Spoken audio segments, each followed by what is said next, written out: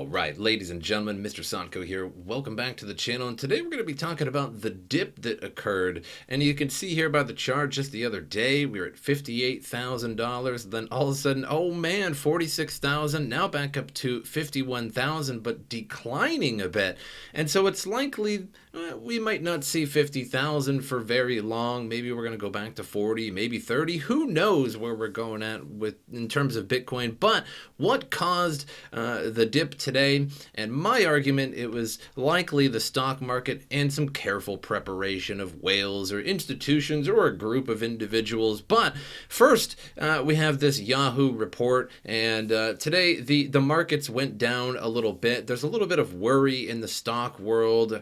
Interest rates, are things too overvalued, this, that, and the other thing. And it seems like we're sort of getting closer to a stock market crash or depression, what have you. I mean, we've been in a bull run since 2009 in terms of the stock market, and Bitcoin was born in 2009, so it's really truly never seen a big stock market crash over a year or 2 years. And for a long time, people were like, okay, well, Bitcoin clearly isn't correlated with the stock markets. Why would it be? But now that we have more and more institutions and more companies in, and more Wall Street traders and futures, etc., now, of course, it's going to be a little bit more correlated, because the people that have been trading the stocks are now trading Bitcoin as well.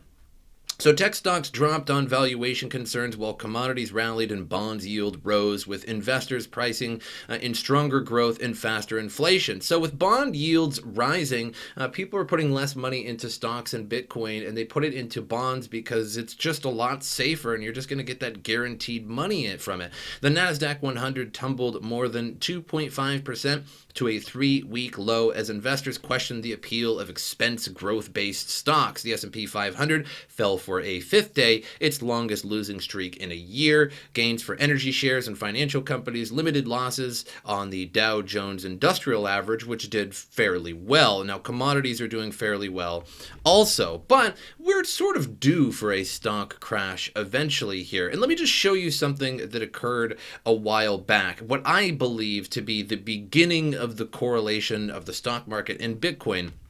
And if we just go back, we're going to have to actually go back quite a bit now. If we go to 2020 here, and scale this back a little bit as well, you can see this is the dip that occurred when basically the world shut down from COVID. So this was sort of the announcement of COVID, and you can see all of the shutdowns. We were at 10,000 Bitcoin, and that's when we went to 4,600 or lower on some exchanges as well. But note the same thing here. We can go to let's go to a 2-year chart. Oh wow, look at this. This is basically the same time. So all of the markets dipped at the same time. Let's go to the Dow, but you can see here, just we'll put this back to the 5-day, the NASDAQ going down and Bitcoin kind of going down with it, whereas the Dow is doing fairly well. It's sort of trading sideways, if anything. But let's go to the 5-year, and then the beginning of 2020, there we go. We see the same exact dip. Why would Bitcoin dip if it's not correlated with the stock market? And I argue that it is, because we have grayscale, we have many institutions. Now, back in 2020, we had less for sure, but there are getting more and more Wall Street-esque traders into Bitcoin. The more money it's worth, of course, the more people are going to be in on it. And it's not unreasonable to assume that they're going to use the same tactics, the same technical analysis, the same buy, sell, the same bots that are going to be buying and selling at the same time. Even the S&P 500, boom, crashed during that time as well. So there's a bit of a correlation. So the stock markets did not do particularly well today, or at least some of them. And it was likely that there was a group of people, in my opinion, that knew that this was going to happen on Monday, that throughout over the course of the weekend, that things aren't looking so good. And here we can see over the weekend, exchanges reserves have been overall falling over time here, as more and more people are pulling it out, as more and more people are buying over the counter, like Grayscale and PayPal and various other companies that need that so that they can serve it to their customers. So exchanges have been losing Bitcoin overall for quite a long time. Then all of a sudden, On the 21st, on Sunday, all of a sudden, the overall exchange reserves jumped up dramatically. And you can see here at the same time, just shortly right after the price dump. So clearly there was this coordinated effort to put a lot of Bitcoin onto exchanges. And this is nothing new. We've seen with BitMEX and the amount of leverage that they use for shorting. And what you could do is just open up a short on BitMEX, and then you could go to Coinbase and various other exchanges and dump a ton of Bitcoin. This is not something that's particularly hard to do if you just have a lot of money to do it. And then with that short position open, you just gained a bunch of Bitcoin, and you just gained a bunch of money for selling all of your Bitcoin. So this is something that can be manipulated fairly easily as long as you have a reasonable timing and a reasonable amount of money. So you can see here, just suddenly, mysteriously, this looks like one entity. Otherwise, this would have risen a lot more organically on the exchanges. You can see here, suddenly, there was just a ton of Bitcoin on exchanges. Boy, that's quite mysterious just before a crash. So somebody knew that this was going to happen on Monday, plain and simple. You can see here also exchanges futures open interest as well. The open interest, the black is the price of Bitcoin there, and the red is the open interest. And you can see here that shot up just before it as well, although somewhat organically, but indeed it was rising pretty significantly. You can see the Coinbase Premium Index as well, with the price of Bitcoin absolutely flash crashing kind of there for a second there, down to 46,000. And then immediately coming back up. You can also see here on, I believe this is Kraken, and this is Ethereum, and we're at $2,000. We're at probably $1,900 here, and then all of a sudden, boom, one of the largest shadows I think I've ever seen. From $1,700 to $700. So somebody was selling a lot, and it's likely that they had a lot of short positions open as well. Did they? Oh, they sure did. Total liquidations is at $3.64 billion. And that green right there, those are longs, naturally so. So somebody put a ton of Bitcoin, or a group of individuals put a ton of Bitcoin onto exchanges, and then opened a short position and then sold a whole bunch of it at once. It could have been a bunch of Bitcoin and Ethereum and various other coins at once. But again, this is not something that is particularly hard to do. You just put some funds on BitMEX, open a incredible short position. Now, it's certainly risky, but as long as you have a lot of money and good timing, so somebody knew that Monday was probably not looking so good, so this is a good time to do it. So Sunday, they put a bunch on there, opened a big short position on BitMEX, then sold on various other exchanges, such as Kraken, and then they get their analytics from those various other exchanges, and when those prices go down, they use those prices to determine if you're wrecked or not. So BitMEX making a lot of money as usual on those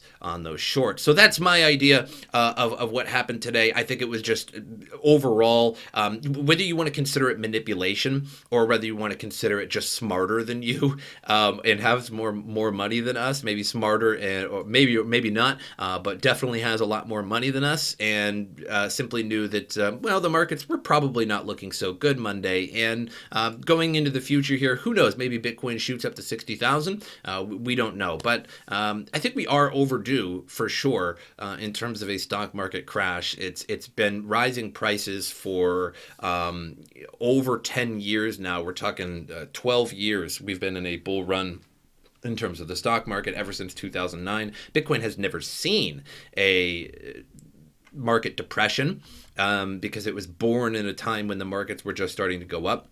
However, once again, you can clearly see that there is a level of correlation to this, where, and this is not the only example either. If you want to go through, particularly starting in 2020, if you want to do your own research on this, show the chart for the entirety of 2020, then bring up the Dow, the S&P, the NASDAQ, that sort of thing, and observe the big major dips. Either Bitcoin follows directly after, or it happens before those major dips, and it's oddly correlated. There is not much explanation aside from the fact that, well, since we're getting so many more institutional investors, Wall Street investors, and various other people in the world starting to get into Bitcoin, it's natural to assume that they're going to use the same technical skills that they use in the stock market with Bitcoin. Plain and simple. So moving on here to some different news. Kraken users demand refunds over the flash crash liquidations. So Kraken users are demanding compensation after violent flash crashes localized to the exchange resulted in leverage trades being liquidated amid the sharp retracements recorded across the markets on February 22nd. So February 22nd saw the single largest daily candle in the history of Bitcoin and Ethereum by linear value, with BTC dropping around $9,500 from $57,500. While ETH plummeted by $400 from $1,940 within the span of 24 hours on Coinbase. However, it appears that a combination of weak buy support and cascading liquidations resulted in particularly heavy losses on Kraken, with BTC falling 22%, less than $45,000, while Ethereum declined 64% to find support at just $700 even. So it looks like by this, where is my good old Kraken?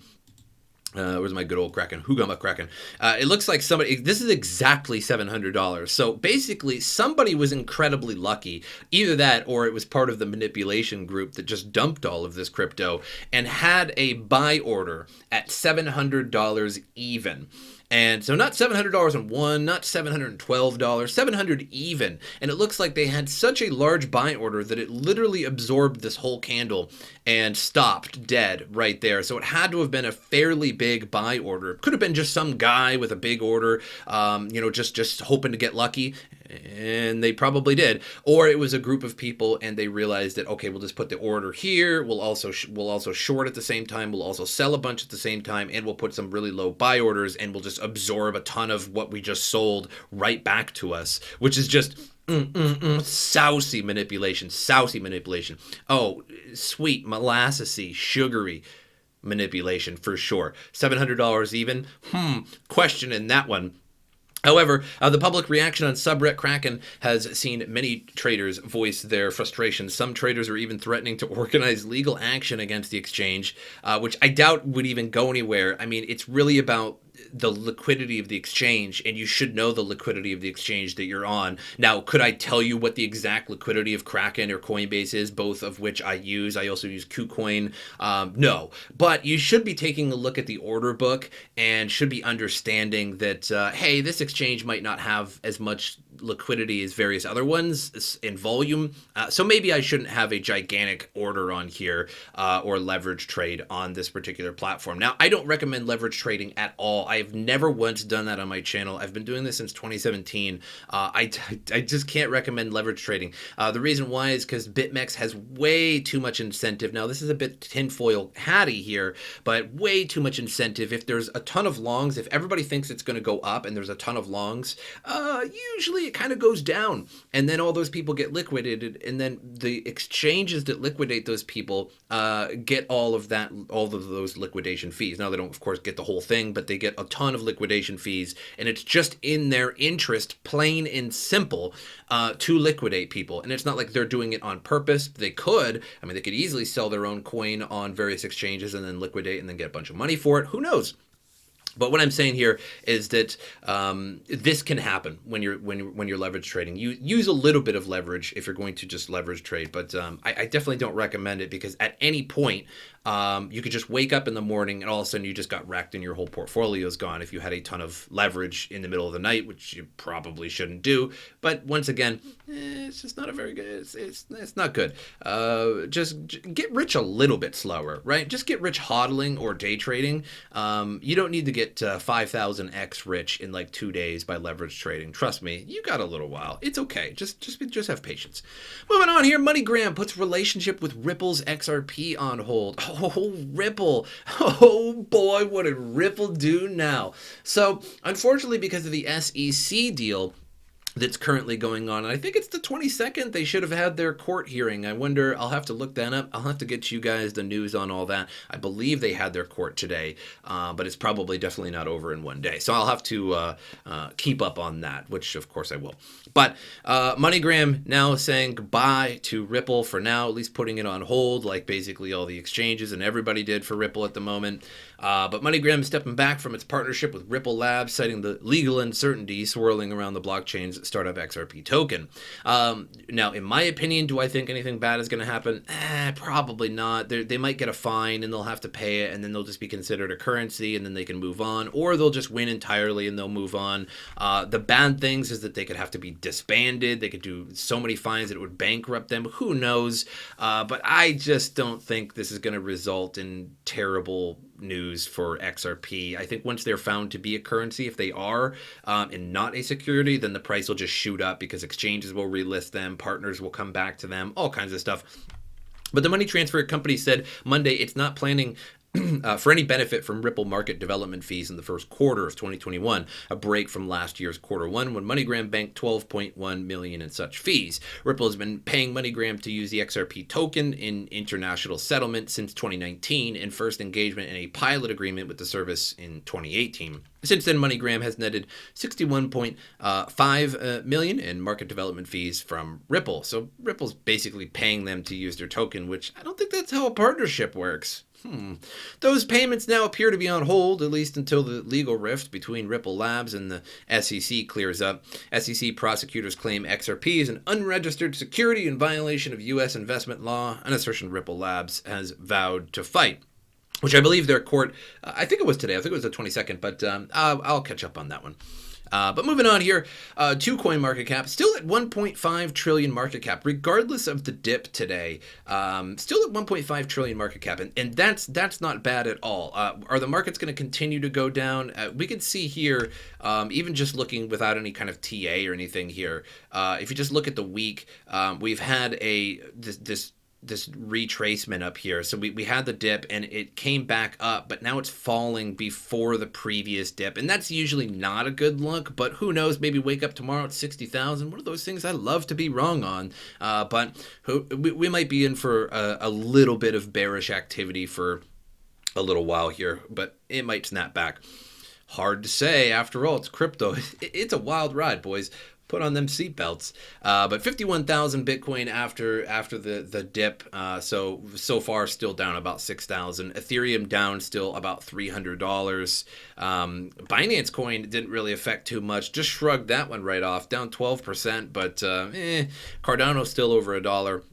But that's all I have for you guys. Make sure you like, subscribe, share the video. That helps me out a lot. My social media in the description below. Channel memberships are active. Become a member. Get your badge. 32% cooler when you comment on the channel with your badge. But that's all I have for you guys. Hope you enjoyed it. As usual, I'll see you guys next time.